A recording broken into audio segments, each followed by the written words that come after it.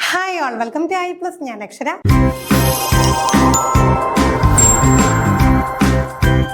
Mathematics പെഡഗോജിയിൽ നിന്ന് കുറച്ച് questions നമുക്ക് നോക്കാം. മാത്തമാറ്റിക്സ് പെഡഗോജി എന്ന് പറയുമ്പോഴത്തേക്ക് നമുക്ക് കുറച്ച് മാർക്ക് സ്കോർ ചെയ്യാൻ പറ്റുന്ന മേഖലയാണ്. സംഗതി എന്ന് വെച്ചാൽ കണക്ക് ചെയ്ത് ഉത്തരം കണ്ടെത്തി അത്രയും സമയം നമുക്ക് എന്താണ് ഈ പെഡഗോജി ഏരിയയിൽ വേസ്റ്റ് ആവുന്നില്ല. നമ്മൾ ഓൾറെഡി ഈ പെഡഗോജി പഠിച്ചിട്ടുള്ളത് മാത്തമാറ്റിക്സ് ഫീൽഡിലോട്ട് അപ്ലൈ ചെയ്യുകയാണ് പൊതുവെ കോമ്പറ്റേറ്റീവ് എക്സാമിനേഷൻസിൽ ചെയ്യുന്നത്. അപ്പോൾ നമുക്ക് ആ ഒരു ബലവും കൂടെ ഉണ്ടായതുകൊണ്ട് ആ ഒരു ഫൗണ്ടേഷനും കൂടെ ഉണ്ടായതുകൊണ്ട് പെട്ടെന്ന് തന്നെ ആൻസർ കണ്ടെത്താനായിട്ട് സാധിക്കും. അപ്പോൾ നമുക്ക് ആദ്യത്തെ ചോദ്യത്തിലേക്ക് കടക്കാം. Which of the following is considered as a characteristic of an effective mathematics classroom? Effective ആയിട്ടുള്ള മാത്തമാറ്റിക്സ് ക്ലാസ് റൂമിന്റെ ക്യാരക്ടറിസ്റ്റിക്സ് ഈ കൂട്ടത്തിൽ ഏതാണ്? Provide opportunities to the students to solve similar problems as that solved by the teacher. Sensitize the students that mathematics is an abstract subject with the help of different examples. Encourage individual problem solving tasks rather than group work. Provide opportunities to students to solve problems in multiple ways. അപ്പോൾ effective ആയിട്ടുള്ള class room എങ്ങനെയായിരിക്കണം? കുട്ടികൾക്ക് എന്താണ് opportunities കൊടുക്കണം. Similar problems teacher എന്ത് solve ചെയ്തു അതേ type ചോദ്യം പിന്നെയും കൊടുത്തിട്ട് അത് സോൾവ് ചെയ്യാൻ പറയുകയാണോ? അല്ലെങ്കിൽ എന്താണ് മാത്തമാറ്റിക്സ് ഒരു അബ്സ്ട്രാക്റ്റ് ആയിട്ടുള്ള സബ്ജക്റ്റ് ആണ്, പിന്നെന്താണ് അതുകൊണ്ട് എന്താണ് ഡിഫറെൻറ്റ് എക്സാമ്പിൾസ് ഒക്കെ കൊടുത്ത് അത് മനസ്സിലാക്കി കൊടുക്കണമെന്നാണോ? ഇൻഡിവിജ്വൽ പ്രോബ്ലം സോൾവിങ്, അതായത് എന്താണ് ഗ്രൂപ്പായിട്ട് വർക്ക് കൊടുക്കാതെ ഇൻഡിവിജ്വൽ ആയിട്ട് കൊടുക്കണമെന്നാണോ? അതോ provide opportunities students to solve problems in multiple ways, പല പല വഴികളിലൂടെ ഉത്തരം കണ്ടുപിടിക്കാനായിട്ട് കുട്ടികളെ പ്രോത്സാഹിപ്പിക്കുകയാണോ ചെയ്യേണ്ടത്? തീർച്ചയായിട്ടും അത് തന്നെയാണല്ലേ. പ്രോബ്ലംസ് സോൾവ് ചെയ്യാനായിട്ട് പല രീതികൾ നമുക്കറിയാലോ, മാത്സ് ഇപ്പോൾ പല രീതിയിൽ സോൾവ് ചെയ്യാനായിട്ട് പറ്റും. അപ്പോൾ അവിടെ എന്താണ് മാക്സിമം കുട്ടികളെ നമ്മൾ എൻകറേജ് ചെയ്യില്ല. ടീച്ചർ പറഞ്ഞ രീതിയിൽ മാത്രമേ ചെയ്യാൻ പാടുള്ളൂ എന്ന് നിർബന്ധം പിടിക്കാൻ പാടില്ല, ശാഠ്യം പിടിക്കാൻ പാടില്ല. പകരം എന്താണ് ഇഫക്റ്റീവ് ആയിട്ടുള്ള ഒരു ക്ലാസ് റൂം, ലേണർ സെൻട്രിക് ആയിട്ടുള്ള ഒരു ക്ലാസ് റൂം ആകണമെങ്കിൽ തീർച്ചയായിട്ടും എന്ത് വേണം? കുട്ടികൾക്ക് പ്രോബ്ലംസ് മൾട്ടിപ്പിൾ വേസിലൂടെ സോൾവ് ചെയ്യാനായിട്ടുള്ള ഒരു അവസരം ഒരുക്കണം. അടുത്ത ചോദ്യം, which of the following should be followed while using questioning as A tool of assessment in A class room? Class റൂമിൽ ക്വസ്റ്റ്യനിങ് ഒരു ടൂൾ ഓഫ് അസസ്മെന്റ് ആണല്ലേ. ചോദ്യം ചോദിക്കുന്നതിലൂടെ നമുക്ക് കൃത്യമായിട്ട് കുട്ടികളെ എന്താണ് അളക്കാനായിട്ടുള്ള ഒരു വഴി കൂടെയാണ്. പല വഴികളുണ്ട്, അതിലൊരു വഴിയാണ് എന്താണ് ഈ ഒരു ക്വസ്റ്റ്യനിങ് എന്ന് പറയുന്നത്. അപ്പോൾ എന്താണ് ടൂൾ ഓഫ് അസസ്മെന്റ് ആയിട്ട് യൂസ് ചെയ്യുമ്പോൾ എന്താണ് വേണ്ടത്? Asking questions only from the low achievers, asking question for assessing errors and misconception, asking too many questions without pause, asking a question and answering it yourself. അപ്പോൾ ഇവിടെ എന്താണ്, അപ്പോൾ ഈ നമുക്ക് തീർച്ചയായിട്ടും അറിയാം ഇതൊരു ലേണർ സെൻട്രിക് ക്ലാസ് റൂമാണ് ഇപ്പോൾ നമുക്കുള്ളത്. അങ്ങനെ വരുമ്പോൾ നമ്മൾ തീർച്ചയായിട്ടും എന്ത് ചെയ്യണം? കുട്ടികൾ തന്നെ കുറേ കാര്യങ്ങൾ കണ്ടെത്തും. അങ്ങനെ വരുമ്പോൾ എല്ലാം ശരിയാവണമെന്നുണ്ടോ? ഇല്ല. ഒരുപാട് എന്താണ് മിസ്റ്റേക്സ് ഒക്കെ വരാം, എറേഴ്സ് വരാം, മിസ്കൺസെപ്ഷൻസ് വരാം. അപ്പോൾ അതൊക്കെ തിരുത്തി കൊടുക്കണ്ടേ? തിരുത്തി കൊടുക്കാനായിട്ട് എന്ത് ചെയ്യാം? ചോദ്യങ്ങളിലൂടെ. ഇപ്പോൾ ചോദിക്കുന്ന സമയത്ത് എന്താണ് കുട്ടി എറർ ആയിട്ടുള്ള അല്ലെങ്കിൽ ഒരു മിസ്കൺസെപ്ഷൻ ആണ് പറയുന്നതെങ്കിൽ ടീച്ചറിന് എന്ത് ചെയ്യാം? അതവിടെ തിരുത്തി കൊടുക്കാം. അതാണ് ഏറ്റവും ബെറ്റർ ആയിട്ടുള്ള വേ. അല്ലാതെ ഏറ്റവും ലോ അച്ചീവേഴ്സ് ക്ലാസ്സിൽ ഏറ്റവും ലോവർ ആയിട്ട് പഠിക്കുന്ന കുട്ടികളോട് മാത്രം ചോദ്യം ചോദിക്കാം. അപ്പോൾ അല്ലാതെ പോസ് ഇല്ലാതെ, അതായത് നിർത്തലില്ലാതെ ചെറുപ്പറ കുട്ടികളോട് ചോദ്യം ചോദിച്ചുകൊണ്ടിരിക്കുക. അതല്ലെങ്കിൽ എന്താണ് ക്വസ്റ്റ്യൻ ചോദിച്ചിട്ട് സ്വയം ഉത്തരം പറയാം. ഇതൊന്നും ആപ്ലിക്കബിൾ അല്ല. എന്താണ് ഏറ്റവും ആപ്ലിക്കബിൾ ആയിട്ട് വരിക? ഈ എറേഴ്സും മിസ്കൺസെപ്ഷൻസും ഒക്കെ ജഡ്ജ് ചെയ്യാൻ മാറ്റിയെടുക്കാൻ വേണ്ടിയിട്ടുള്ള തരത്തിലുള്ള എന്താണ് ക്വസ്റ്റ്യൻസ് ചോദിക്കാം. അടുത്തത്, the National Curriculum Framework NCF 2005 promotes a spiral approach for mathematics curriculum at middle school level. The best example of this approach is നമ്മുടെ നാഷണൽ കരിക്കുലം ഫ്രെയിംവർക്ക് NCF 2005. സ്ഥിരം ചോദ്യം ചോദിക്കുന്നതാണ്. NCF 2005, KCF 2007 സ്ഥിരം ചോദിക്കാറുണ്ടല്ലേ. അപ്പോൾ എന്താണ് നാഷണൽ കരിക്കുലം ഫ്രെയിംവർക്ക് പ്രകാരം ഒരു spiral അപ്രോച്ചാണ് mathematics curriculum promote ചെയ്യുന്നത്.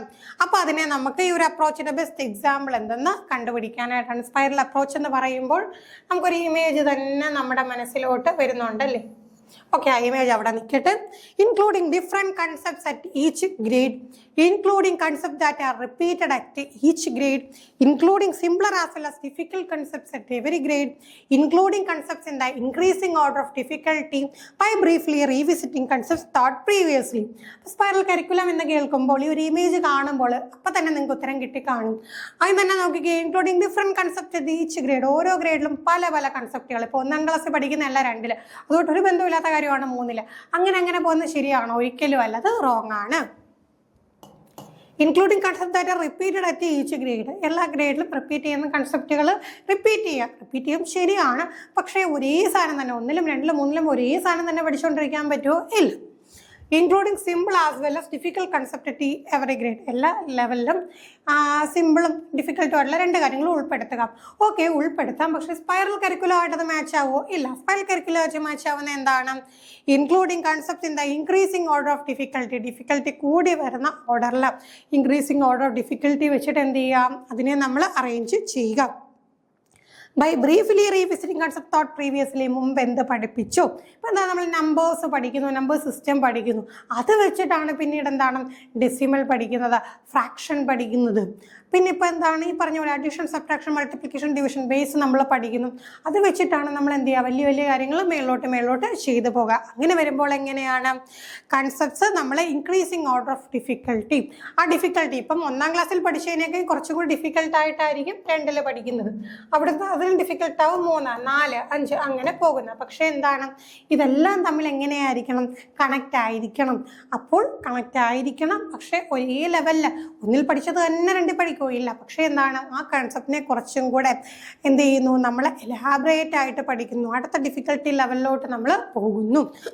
അപ്പം അതാണ് നമ്മുടെ mathematics curriculum at middle school ലെവലുമായിട്ട് ആപ്റ്റായി വരുന്നത്.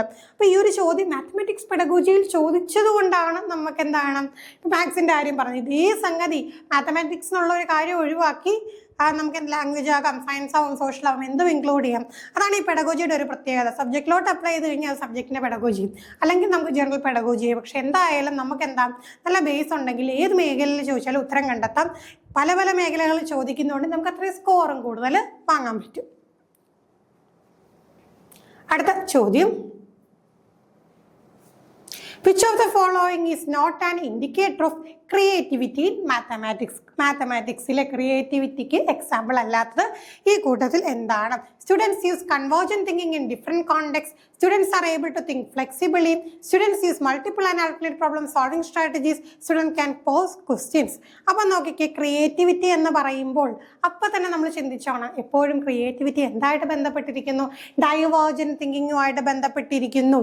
അങ്ങനെ വരുമ്പോൾ ഫ്ലെക്സിബിൾ ആയിട്ട് ചിന്തിക്കുക. ശരി, കറക്റ്റായിട്ട് വരും. കാരണം അതെന്താണ്? ക്രിയേറ്റിവിറ്റി സൂചിപ്പിക്കുന്നതാണ് ഫ്ലെക്സിബിൾ ആവുക എന്നുള്ളത്. Multiple and alternate problem solving strategies, പല രീതിയിൽ മൾട്ടിപ്പിൾ വേസിലൂടെ ശ്രമിക്കുക. തീർച്ചയായിട്ടും ക്രിയേറ്റിവിറ്റി ഫോസ്റ്റർ ചെയ്യും. പോസ് ക്വസ്റ്റ്യൻസ്, കുട്ടികൾ ചോദ്യം ചോദിക്കുക, അതും പോസ് ചെയ്യും ക്രിയേറ്റിവിറ്റി. പക്ഷേ എന്ത് വരില്ല? Students use convergent thinking in different context. എന്ത് കോണ്ടെക്സ്റ്റ് എടുത്താലും ഒറ്റ രീതിയിൽ ചിന്തിക്കുക. അതൊരിക്കലും ക്രിയേറ്റിവിറ്റി എന്താണ് സഹായിക്കുന്ന ഒന്നല്ലെന്ന് നമുക്ക് മനസ്സിലാക്കാം. Last question, according to National Curriculum Framework 2005, which of the following process is least important in mathematics? നമ്മുടെ നാഷണൽ കരിക്കുലം ഫ്രെയിംവർക്ക് 2005 ഓരോ സബ്ജക്റ്റിനെ കുറിച്ചും കാര്യങ്ങൾ പറഞ്ഞിട്ടുണ്ട്. അതിൽ മാത്തമാറ്റിക്സുമായിട്ട് ബന്ധപ്പെട്ട് പറഞ്ഞേക്കുന്ന 4 കാര്യങ്ങൾ നോക്കണം. അതിൽ ഏതാണ് നമുക്ക് എന്താണ് ലീസ്റ്റ് ഇമ്പോർട്ടൻ്റ് എന്നുള്ളതാണ് കണ്ടെത്തേണ്ടത്, ഏറ്റവും പ്രാധാന്യം കുറവ്. Solving day to day problems, understanding when and how a mathematical technique is to be used, finding shortcuts in mathematics, generalising A mathematical formula. അപ്പം നിലവിൽ നമുക്ക് എന്താണ് നാഷണൽ കരിക്കുലം ഫ്രെയിംവർക്കിൽ ഈ പറയുന്ന മാത്സിൽ ഏറ്റവും ലീസ്റ്റ് ആയിട്ട് ഇമ്പോർട്ടൻസ് കൊടുത്തേക്കുന്നത് എന്തിനാണെന്നറിയാവോ? ഫൈൻഡിങ് ഷോർട്ട് കട്ട്സ് ഇൻ മാത്തമാറ്റിക്സിനാണ് കൊടുത്തേക്കുന്നത്. ബാക്കിയൊക്കെ എന്താണ് ഈ പറയുന്ന നാഷണൽ കരിക്കുലം ഫ്രെയിംവർക്കിൻ്റെ ഭാഗമായിട്ട് ഇതും വരുന്നുണ്ട്. പക്ഷേ എന്താണ് പ്രാധാന്യം കുറവെന്ന് പറയുന്നത് എന്താണ്? മാത്തമാറ്റിക്സിലെ ഷോർട്ട് കട്ട്സിനാണ്. അപ്പോൾ ഇത്രയും ക്വസ്റ്റ്യൻസ് ആണ് നമുക്ക് ഡിസ്കസ് ചെയ്യാനായിട്ടുള്ളത്. മറ്റൊരു സെക്ഷനുമായി നമുക്ക് വീണ്ടും കാണാം. താങ്ക്